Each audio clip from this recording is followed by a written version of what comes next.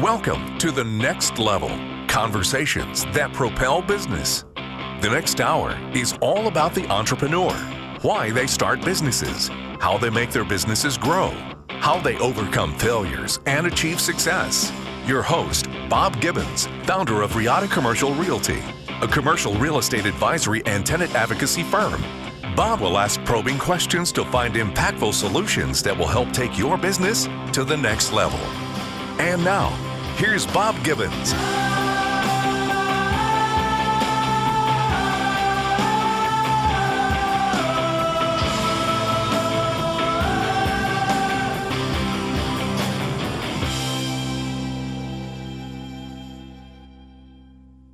Welcome to The Next Level. This is Bob Gibbons. Excited to have you back with us. And today we are excited to have Steve Burke with us. And Steve is the founder of Texadia Systems. Am I saying that right? Texadia? You are. Okay, cool. I got something right. I'm excited. You can find them on the web at texadiasystems.com. And Texadia is interesting because they've only been around 5 years, and yet they've already got 44 employees. They're closing in on $10 million in revenue. They've got just a really cool story. They've been ranked in the top 55 top revenue integrators from CE Pro magazine. What does CE Pro mean?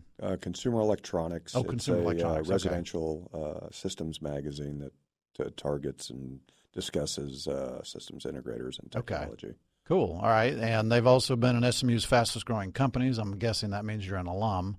I'm not. I'm You're an not. Aggie. No, wait a minute.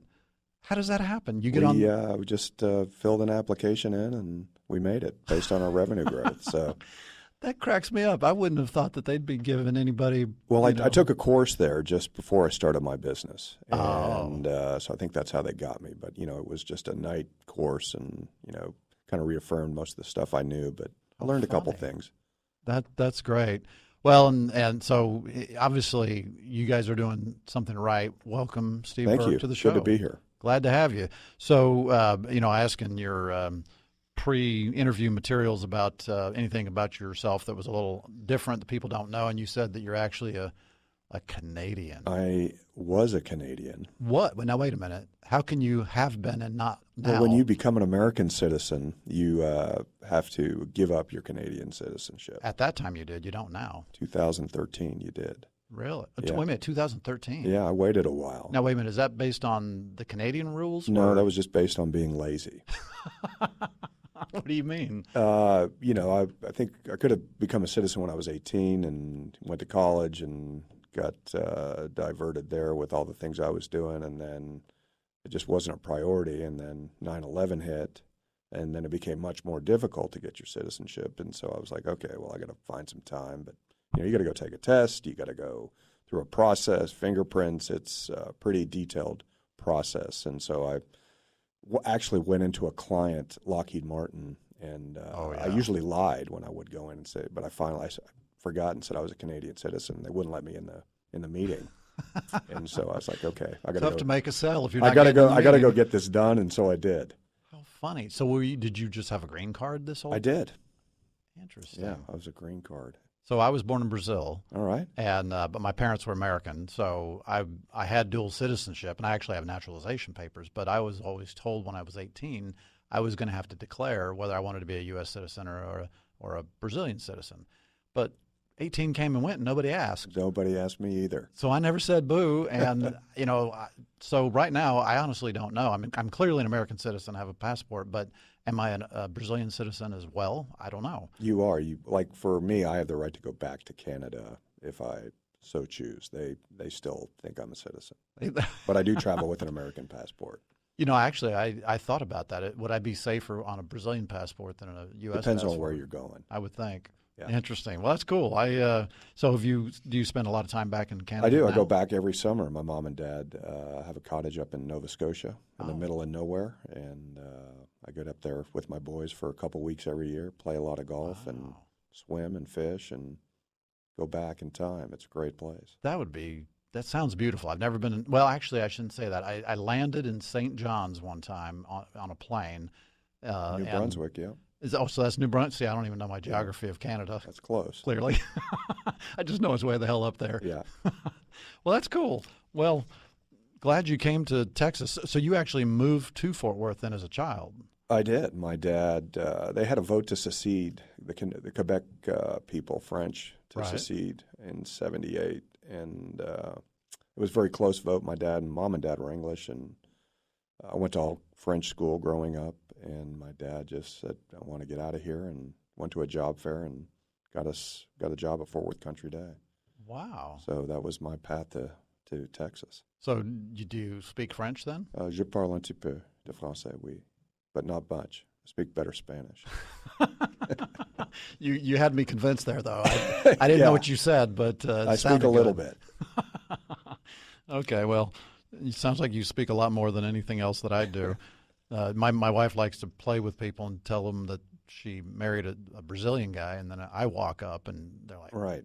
Sure. You don't fit the mold. no, I don't look that like a Brazilian, but although Brazilians have a very wide range of looks like Americans do. Yes.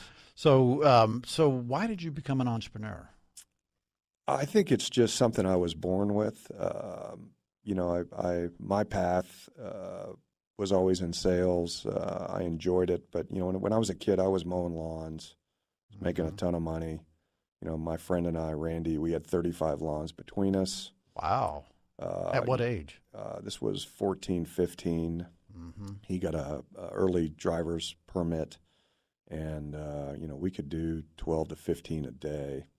And You can't make more money than we mowing were lawns. killing it. That was awesome. Killing it and making cash. And my dad had made a deal with me. He's like, hey, if you can save whatever, I'll pay for half of what you can save up. And I came to him with like $6,000, and he was like, You mean he matched it? he matched it. That was like an early 401k matching plan Absolutely. for you. But he was like, that's too much. So we had to go get a less expensive car. But Wait a minute. He renegotiated yeah, he on you afterward? renegotiated because I had too much. I'm sure you've never pointed that out since. I haven't. But it was, it was good because I was playing baseball. I played sports, but I could, do all my work when I wanted to. I could work fast. I could work hard. And it just kind of fit who I was. Yeah. So, I didn't mind getting up at 6:30 on Saturday and mowing lawns till 6:30. But we could, it was a ton of cash. We'd just look at those checks and the money and be like, okay. Well, and this is people are worth it. willing to pay the same thing they would pay a professional landscape company because, who doesn't want to help the kid, Absolutely. the neighbor? It's sort of Yeah. that nostalgic thing. Exactly. My son did the same thing, and Yeah. it was great money. I It really was. amazed. And it's, and I was really good at it too. So, in professionally, where did you start off after college? I I was at Texas A&M, and then I moved down to Houston and worked for an automatic control valve manufacturer.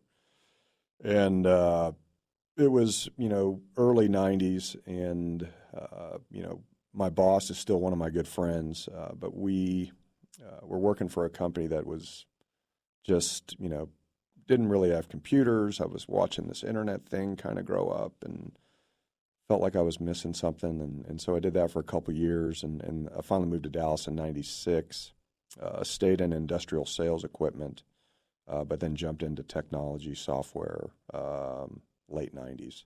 Took an inside sales job just so I could learn it, and that was kind of my transition into technology. So you've been doing the sales for all these different kinds of things, and what kind of technology were you selling? So I was selling software, so enterprise integration application software that would tie in disparate applications. If you had Microsoft SQL Server and a legacy IBM database, how do you get that stuff to talk together? How do you manage it? Right. It's pretty complex, and so we would sell software and services around that. Interesting. That sounds similar to what like EDS was. They were kind of an integrator. They did it on a much bigger scale.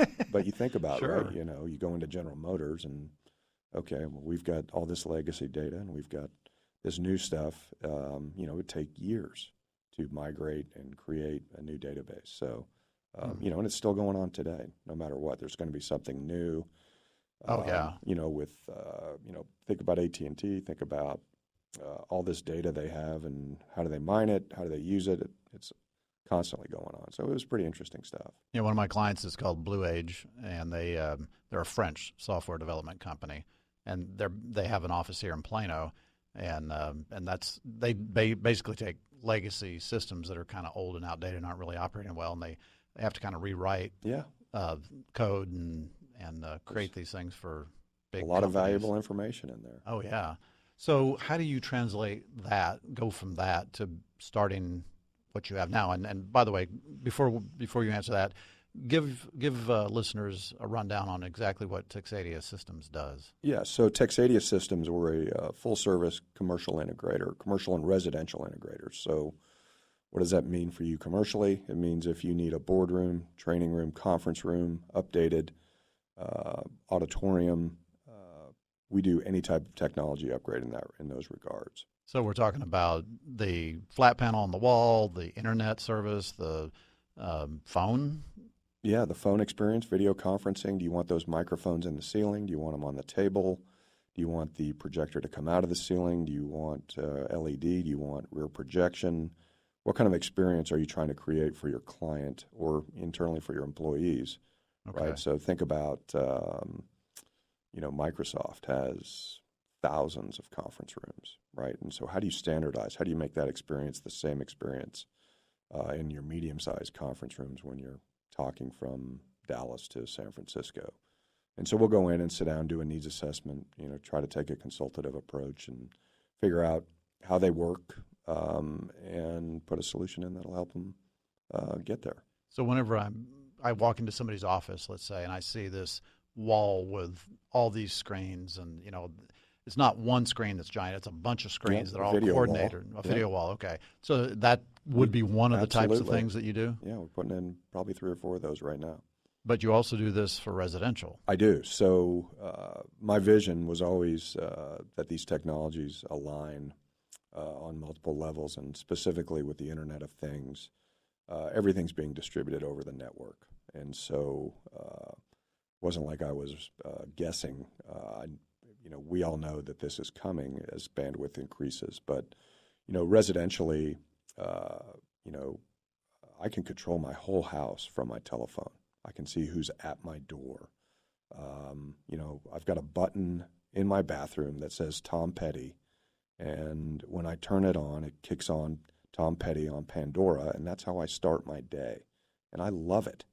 And so, we're just getting started in residential technology, right? We'll talk about voice, we'll talk about other things, but it's just a great business. Interesting. All right, we'll take a break, and we'll be right back to talk more. Hi, my name is Fern, and I've been an empowered team member at Alkali for over 5 years. I first learned about Alkali through an online job board and was intrigued to learn that Alkali was a Dave Ramsey endorsed local provider. But what captivated me was Alkali's mission statement, which is closely aligned with my own beliefs. So what's kept me at Alkali for over 5 years? First, Alkali's 5 core values match my own. Second, I've been empowered to use my unique abilities to impact our community, our clients, and Alkali. If you'd like to learn more about becoming an empowered Alkali team member, visit our website, alkaliservices.com. That's ALKALI services.com. We are back, and we're talking to Steve Burke of Texadia Systems, and you can go to texadiasystems.com. And by the way, Texadia is spelled Texadia. I've spelled that right, correct? Yeah. All right, good. I like you checking me on that. Kind of like checking my math. Absolutely. All right, so you're doing all these systems integrations for commercial, residential. So on residential, what kind of size or value of house sort of does it have to be before it really makes sense? Because, you guys are doing really high-end, expensive stuff. You're not just, programming my universal remote. That's right. So, we just completed a $15 to $20 million house with, $375,000 worth of technology. Oh, my gosh. So 4K tracking cameras, multiple audio zones, a media room, with extremely, high-end 7.1 digital audio. So you can get crazy in a hurry, but we also do some work with some track homes. And so that entry-level package, you think about it, if I took your internet away today, Bob, how would that impact you? Well, first, my wife would divorce me. Yes, and so that AT&T commercial is right. You show the internet's down for 5 minutes and people go bananas. Oh yeah, without a doubt. So we're able, now to monitor that remotely, and so we're putting in 5, 6 access points. Let's put an access point outside because you spend time outside, and so the network is kind of where we start. And then we figure out how you're going to utilize that technology because, you and I still use DirecTV and I record shows. Right. My kids don't even know what that feature is. Yeah. Right. They watch their content on their phones or on their computer or through their Xbox. Right. So it's a different animal, but that all requires bandwidth and a great network configuration. And so we start there and then figure out what you want to do. So when you say 5 or 6 points, are you saying that there's five or six different places where internet is coming in? So if one dies, another one picks it up? No, it's depending on the size of your house. And I've got a just under 3,000 square foot house. I have 4 wireless access points that create a coverage map around my house so that I've got full access to the So almost internet. like 4 points of routers? That's it. It's just something that it's mounted in the ceiling and looks like a fire alarm. But it allows the network to be spread out over an area. Get even coverage. That's exactly great, right. Fast coverage, all that. So if internet goes down, you're monitoring it for your clients. So, what are you doing that they're not doing? So, 8 out of 10 times it's a hardware failure or something remote. Now, is it AT&T, do they have an issue or Spectrum? Sometimes the router breaks. Coming in. So those are things that we can monitor, but we're proactive. We get a notification, and so that we can contact the client and say, hey, your internet's down. Do you want us to send somebody over? Or can we, reset some equipment, power cycle it remotely? So it's just a service that we offer, and it's a way to make sure that, that important internet is operational. So does that mean that your customers never have to call DirecTV, Fios? Well, they will have to call them sometimes, right? And so you have a specific account with DirecTV with those. I can't act on your behalf because I don't have the account number. Okay. But we do that sometimes. So it's not like I can hire you and then I never have to talk to those people again. You're the one on hold for 30 minutes. We do have some ways around that, dealing with distributors for DirecTV. You pay a little higher premium. But I don't think there's a more painful process out there than dealing with that phone call, that support call to DirecTV. Yeah, if somebody's spending $50,000 or $100,000 or $375,000 on their technology infrastructure at home, that's not the kind of person that's going to want to be sitting on the phone talking to somebody. Absolutely not. And, we're dealing with fiber there, right? It's a fiber network. It is very robust, and we've got that mapped up on in our wall at our office. Interesting. So you mentioned fiber. So does everybody pretty much have fiber now to their houses, or no? We're still dealing with DSL or copper, or it's DSL and it's all of the above, right? And so depending on where you're at, where you're located, they're making those investments. We're digging in my neighborhood right now for that fiber connection. But, how long does it take them to deploy it? The technology you need, we're still, we got a ways to go. I've had fiber at my house probably for, I don't know. You live in a good neighborhood, Bob. Yeah, it's okay. It's not expensive, but it's in Plano and it's decent. But so why do they get it so much earlier than some people? They just pick areas where they feel like they're going to have a high adoption rate, and then some of the other technologies. I was working on 100 meg for several years, and for everything I needed, it worked great. Yeah. Right. But as we go to the Internet of Things, and as you start streaming things down, everything's going to be streamed. Right. Yeah. You'll hit a button. You'll say, "Hey, I want to watch, Caddyshack," and zip, it'll be on your TV in 4 seconds. Yeah. And you're ready to go. Which is what I'm doing mostly right now anyway. Yep. More and more, you talked about the kids, but even my wife and I, most of the time, we're not watching TV anymore. We're watching Netflix Amazon or and Amazon Netflix, Video it's or unbelievable. Apple TV. I Yep. love Red Bull TV. That's awesome. I love Yeah. all those extreme sports. Yeah, it's great, right? And you get to choose your content, and so there'll be a big shift in our industry. That's what's great about being in it is, no matter what I tell you today, 6 months, you're going to be like, why didn't you tell me about that? Because I didn't know it was coming, Yeah. right? We're just now deploying 4K content. Well, guess what? I just saw the 8K TV. What? Yes, it's here. But I mean, come on. At what point can you even tell the difference? It's, I use the analogy, my brother was an early adopter. And I remember when we, had standard definition, and I'm a golf nut. And I went over and watched the Masters in high definition at his house, and it was just a game changer. Yeah. And I went immediately back and called DirecTV and said, I need high definition TV. There will always be something that's driving it. Now you look at content, 4K. I've got 4K DirecTV channel for the Masters for soccer, right? Which is another thing my kids love to watch, but it's a better, it just looks better.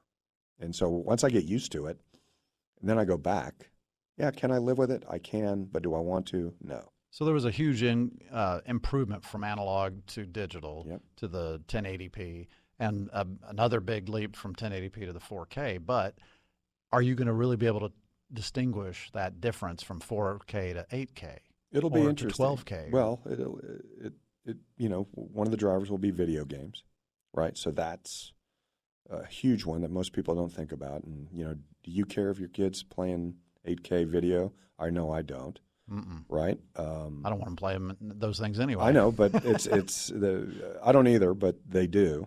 And so, that part of the world, the gaming world, we're working on a facility now that is dedicated to gaming on the commercial side. It's going to be a facility for... It's a gaming room. Absolutely. It's a gaming facility. It's a LED video wall.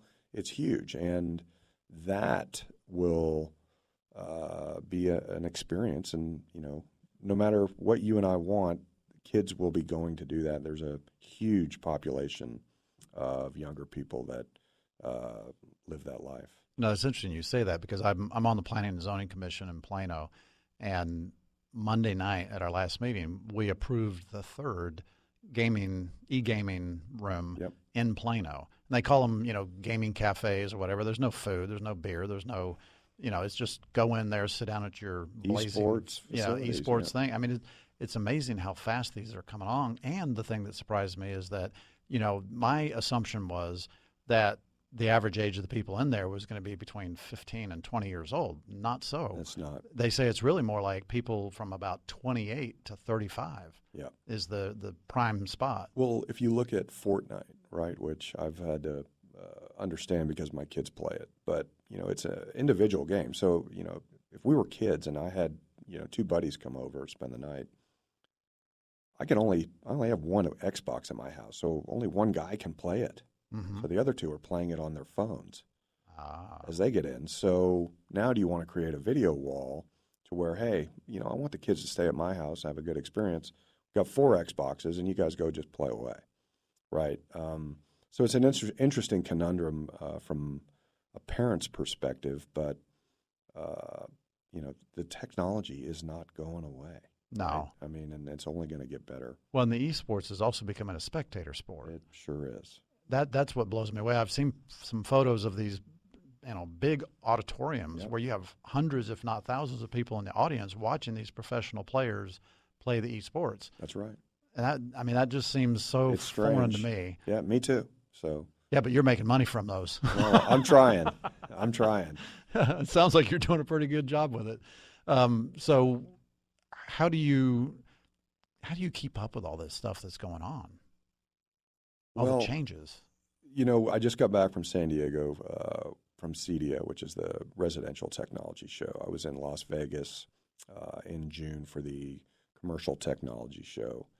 And, so you're constantly seeing and touching all the new things.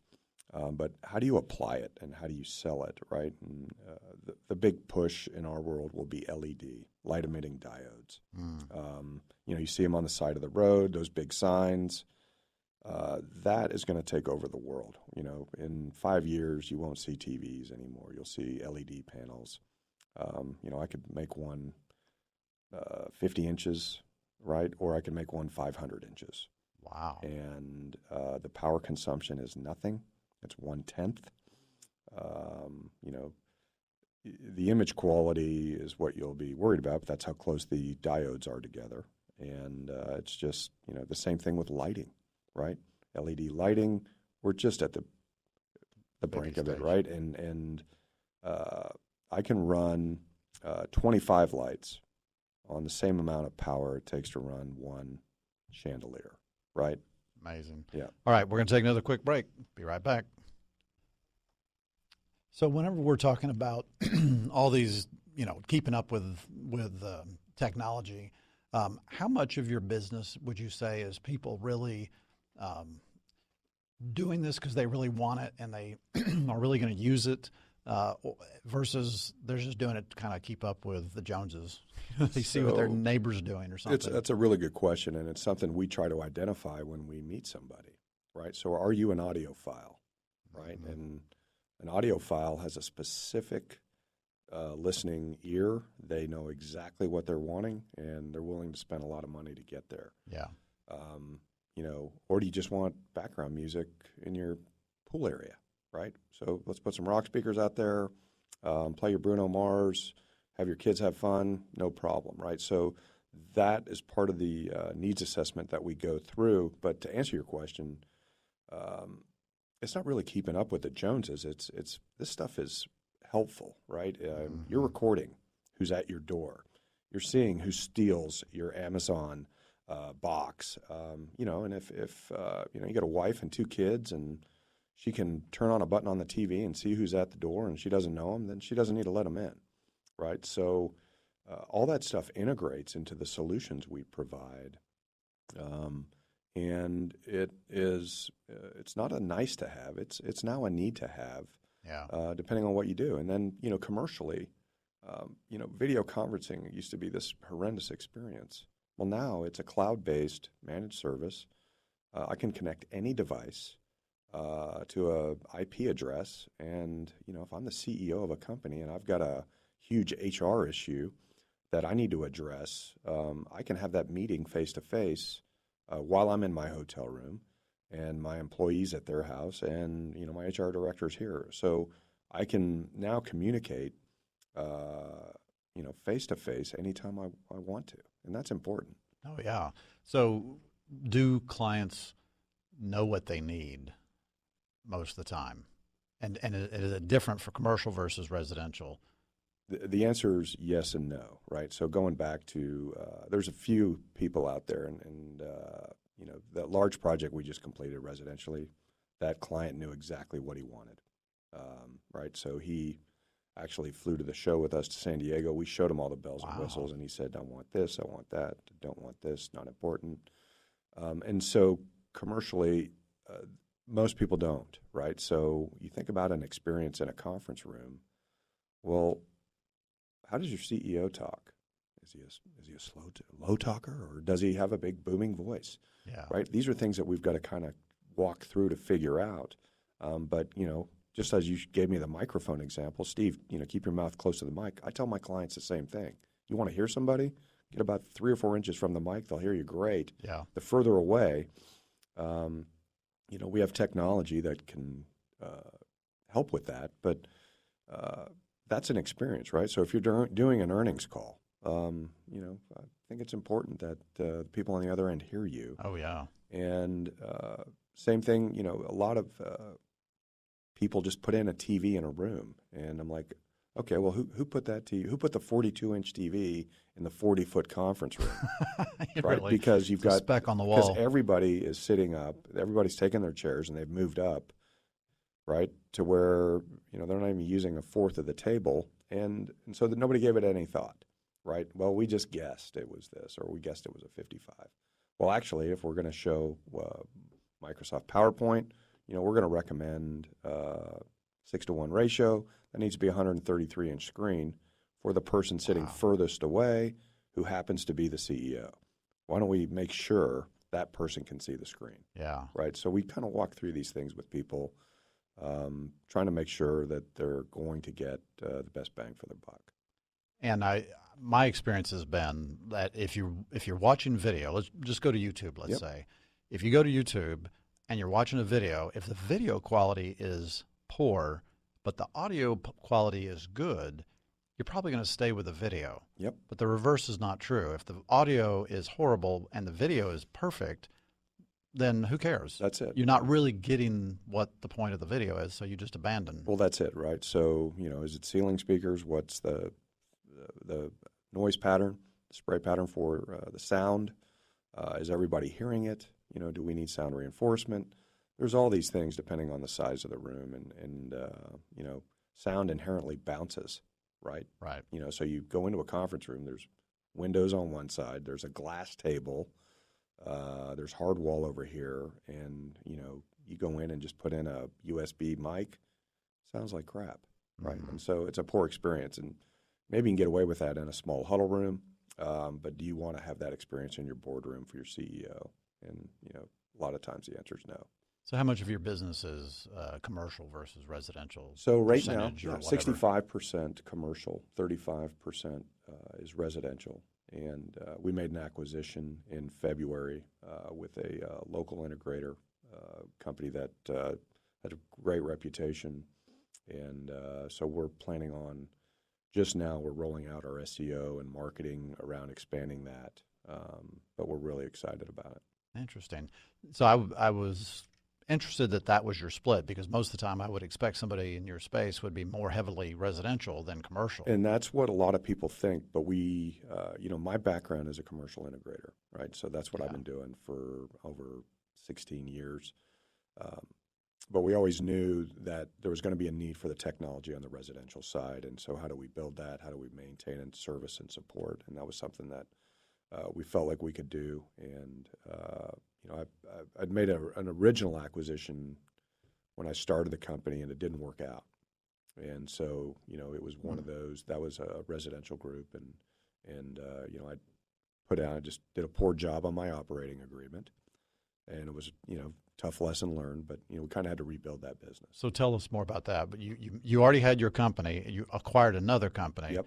And what was it about an operating agreement that? Well, we just put an agreement in, that they could leave after a year if they weren't happy. They ended up leaving a year. The key personnel. Yes. Okay. But they ended up taking clients with them, and so so the whole non-compete. Absolutely. How long do you have to stay here? And, okay. So it was a big setback for me, client-wise. But I just didn't do a good job on my operating agreement. Tough, expensive lesson for me, but it didn't stop me. It didn't dissuade me from, continuing to build a business. Now, did you use an attorney whenever you did so? No, not when I did the original. Yeah, when you did the original one, no attorneys. No. Ah. Yeah. Now, you said you just acquired another company. Attorneys? A lot of attorneys. Absolutely. Yeah. Took a lot longer, but we got everything in writing and and agreed to it, and feel much better about it. Yeah, I mean, I would think so. I mean, obviously, my business it's commercial real estate, and I have clients all the time that we're negotiating this 40, 50, 60, 100-page lease, and and they're about to sign their life away for 5 or 10 years or even more, and then they want to argue about whether or not they want to use an attorney. I'm thinking, wait a minute, the value of this lease is $500,000, $1 million, $3 million, whatever it is, and you're going to argue about a few $1,000s for an attorney? That is not wise. No. And second thing is, make sure you use the right attorney. That's right. Because if it's not an attorney that has a significant commercial leasing experience, well, then you're using the wrong person. You get taken to the cleaners, right? Just on verbiage. Oh yeah. Yeah. Now, in your space, is the kind of attorney you hire sort of an M&A type attorney, or is it somebody that's more specific to your industry? So we ended up on the second one. We went with an M&A. Okay. Yeah, and so a lot of experience, and a lot of great questions that went through that process, and on both sides. Right. And so there were some things we had to discuss and clarify, and it took us a lot longer than I thought, but we got to a place where I think we both understood what would happen if anybody changes their mind. Was there also a business broker or No, investment no. advisor? No, I got a call directly from this company and said, "Hey, we're interested in being acquired," and there was a personal relationship involved to where we knew a mutual friend, and he's like, "This guy's a great guy. You'd be nuts not to work with him." So. Interesting. Yeah, so it was one of those things I wasn't looking for it to happen. Opportunity found you, but it did. Well, but I mean, at the same time, I got to believe that that's a reputational issue. They didn't build their baby to sell it to somebody that was going to tear it up. Right.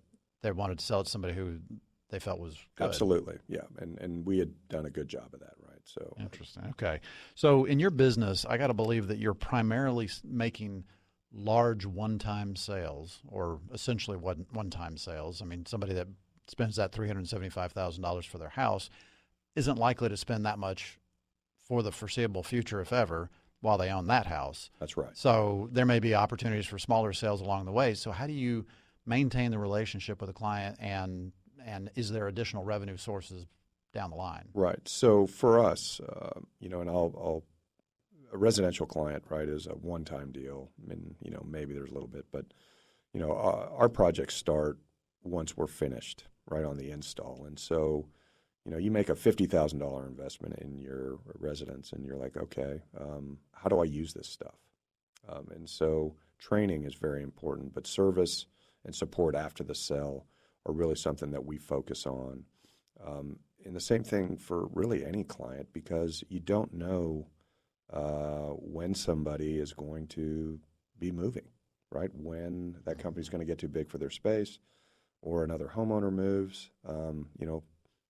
I tell a story. There was a beer distributor here in town that needed a lamp, called, panicking, and said, "I need it by, 2 o'clock tomorrow." I made it happen, overnighted it, sent a guy out, and that was, $2.5 million ago. Right, so they happen to be building a new facility, and that's how it happens, right? So you kind of put yourself in other people's shoes, and you understand that. But service is just a huge part of our business, and it's something that we get. I spent a lot of money on Google, and we just walked a facility yesterday, a major advertiser here in town, who spent $400,000 or $500,000 in technology, but they can't get that company to service them. Oh my gosh, that's insane. Yeah. So all right, we're going to take another quick break. We'll be right back. Hi, this is Bob Gibbons with Riata Commercial Realty. If your office lease is going to be expiring in the next year or two, the one thing I would tell you definitely do not want to do is exercise a renewal option. Now, that may sound a little nuts. When you negotiate for that renewal option, why wouldn't you actually want to use it? Well, the reason is because while you want to have one as a reservation for your space so the landlord can't lease the space out from under you, that option may not actually work the way you want it to now. It may have made sense 5 years ago, but it doesn't today. The only thing that changes when you exercise a renewal option are the expiration date and the rent. But you may want to do other things, like have another option to renew, have an option to terminate or expand. You may want to be able to expand now, or have a new base year for your operating expenses. There's all kinds of things that need to be considered. So we recommend that you renegotiate, not renew. For more information, contact me, Bob Gibbons, at texastenantrep.com. That's texastenantrep.com. Okay, we're back talking to Steve Burke at Texadia Systems. You can find him at texadiasystems.com. And Steve, you made a very passing reference before the break to spending a lot of money on Google. So how do you market your company to companies as well as to residential? So I use Google 20 or 30 times a day, and I think a lot of people do. Mm-hmm. I think that's why they have probably a $600 billion market cap. But what I did was 3 years ago I made a conscious investment in search engine optimization. And so what we're trying to do is if somebody types in Dallas conference room, we're going to get a shot as showing up organically versus as a paid ad. Yes. And I can tell you we've had $3 to $4 million worth of revenue come in through this. And so we invest heavily in this. We create content. We write stories. We do blogs around the solutions we provide. And it's just a great way for people to find out who you are. And you know, there's so much there's so much competition out there. How do you find the right person? How do you do this? You know, that web asset is really just another salesperson for me. So did you hire somebody to I did. create this Yes. internally, or No, we did it outside firm? An outside firm. Interesting. Yep. Because I've heard from a variety of people.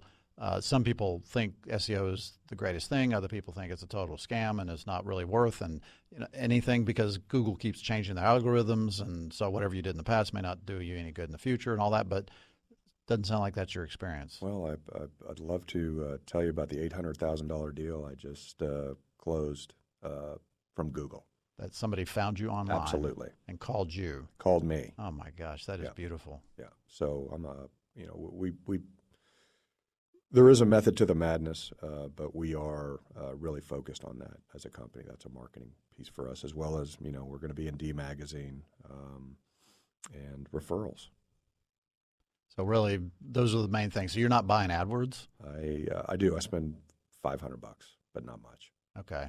So it's really the organic search, which I got to believe is much more confidence building for the prospective user. Because I mean, I'm whenever the same way.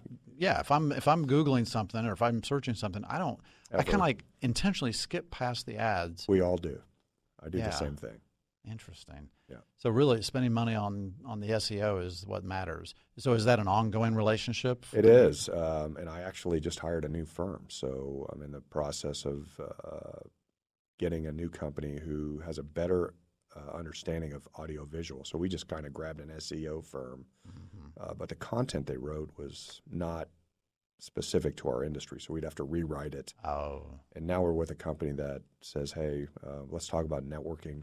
Let's talk about AV infrastructure. Let's talk about screens. Let's talk about, specific stuff that people are looking for. And are you having those articles placed on your website, or are they also being put in other places? So we, we'll place it on LinkedIn. We'll place it on Facebook. We'll put it on the website, and then it all becomes this big circle of trying to get people, figure out, Texadia Systems does that. Maybe they can give us a help. Interesting. Okay. I think that's a cool strategy. I actually have a friend who, when she got out of college, she was hired by a company to just write articles. That was her 100% job, nothing but writing articles, and it was all for that purpose, just because, it's keyword rich advertorials in a way, but it's blogs and everything else, and it's all just to help people find. And it's interesting because I built my own website when I started my company about 14 years ago using a Yahoo small business template. And so I did that, and every now and then I would go and I would start searching terms that I thought a prospective client would use just to see what would show up. And so I would say something like, commercial real estate Plano or tenant rep Dallas or whatever the terms were. And then I did it with Frisco. Well, Frisco, I didn't show up at all. Right. And the other ones I was showing up on the first page. The other ones I wasn't showing up on. Even on page 3, I didn't exist. Yep. I did one blog entry with the word Frisco in it one time. That was your ticket. And all of a sudden, I was showing up on the first page. Now, I'm sure that's not the case today. This was probably, 10 years ago or 8 years ago or something. So obviously things have changed. But the power of that really blew my mind. It's crazy. I mean, it really is, right? And I've gotten leads from all over the country. I mean, it's crazy, and I'll just have to call somebody in California. I had a guy call me. He's like, hey, we just closed a $125,000 deal on this. Thank you. And so. Wait, so somebody saw your content. Somebody from California called me. And wanted you to do it, but you didn't, you don't have it wasn't worth my time to go out there. And so I called another integrator and said, hey, Okay. can you go out there and do needs assessment? And they Got a the nice deal. referral fee. I didn't get one. What? Yeah, I just gave it to them. Well, that's awfully big of you. Well, I'm not sure it's the smartest thing, but it'll come back around, I'm hoping. wow. So, so you guys are primarily DFW, or do you? We do work all over. So, if, you said, hey, I want this exact same technology in Dallas and Philadelphia. So we'll go up and do that room, or we'll work with a subcontractor who sells the same type of equipment as we do, right? I know who sells, same products that I sell in all the cities, and so I can get a lead from the manufacturer. But we'll go project manage it and make sure it's got that same look and feel. Gotcha. That makes sense. So speaking of national, do you see a lot of consolidation going on in your industry? Do you have a lot of national competitors? So, right now there's a venture capital-backed company that's approaching $1 billion in revenue. Wow. Yep, and so they're the 800-pound gorilla, and then there's a couple other integrators that are 400, 500, 600 million, and there's a tremendous amount of consolidation, right? So they're trying to grab regional firms and build a national footprint. So how do you compete with that? I compete with it with high levels of service and follow-up and responsiveness. And so, we've got a great client base here. We're in an incredible market for growth, but we have no issues taking on those big guys. Now, if they want to do 40 offices around the country, those guys are probably going to win that deal. But if they want to do 40 offices in Dallas, bring it on. I'll take them on all day. Well, I also would think that if they're looking for, as you point out, service, somebody that's really going to pay attention to them. I would rather be a moderate to big customer for a small provider than a so-so customer for a giant provider. Well, that's it, right? And that client's really important to me, where they're, I don't know if I really need to go up there and service that, or I can't get there for a couple of weeks. I'll be there tomorrow, right? Yeah. And so it's something that we try to sell, and how important that is to our client. And electronic equipment will fail, right? Software, firmware, power, user error. It happens all the time. And so, how important is that investment to you? And you want to have somebody who can help you. So you mentioned power. Are you also installing like battery backup systems? We do. Generators? That's part of, we'll put a UPS, uninterruptible power supply, on there. But, it's still, you get voltage surges and different things that can just knock a system offline. So you have to have some pretty knowledgeable people working with you. And I said at the beginning, you have 44 people. That's a pretty good size company for this kind of a thing. So, what's the range of kinds of backgrounds you're looking for with the people that? So it's interesting, and I'll tout one guy, Scott Birdsong. He's the smartest guy in our company, and he's a guy who's School of Hard Knocks, right? So started installing AV equipment when he was 16, maybe 15. Became a sound man for a band, and he's an audiophile. So he's a guy who has a great ear for things, and but he has this incredible creative bug in him, and he loves to build systems. And so, we look for people like that, and one of the big things for us is culture. And, I use the analogy of, we all want to paddle in the same direction. It's hard, right? From designing a system, installing it, servicing it, maintaining it. When you put in $1 million worth of technology, it's difficult, right? And then you've got these end users who are all different, right? Still people out there that don't like to hit buttons. They're not comfortable, right? And I get it. I've got a ton of clients like that.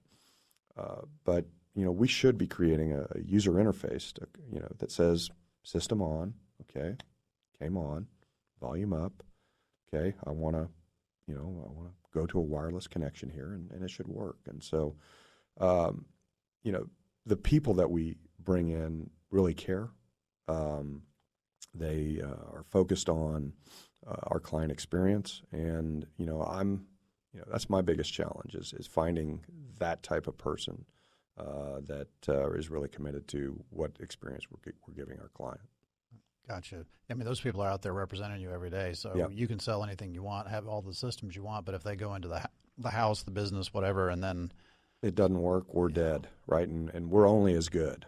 or if their attitude's not good, That's right. even. Yeah, but we're only as good as our last install, right? And we do have several clients, Bob, that that have constant work, right? So you mentioned analog and digital.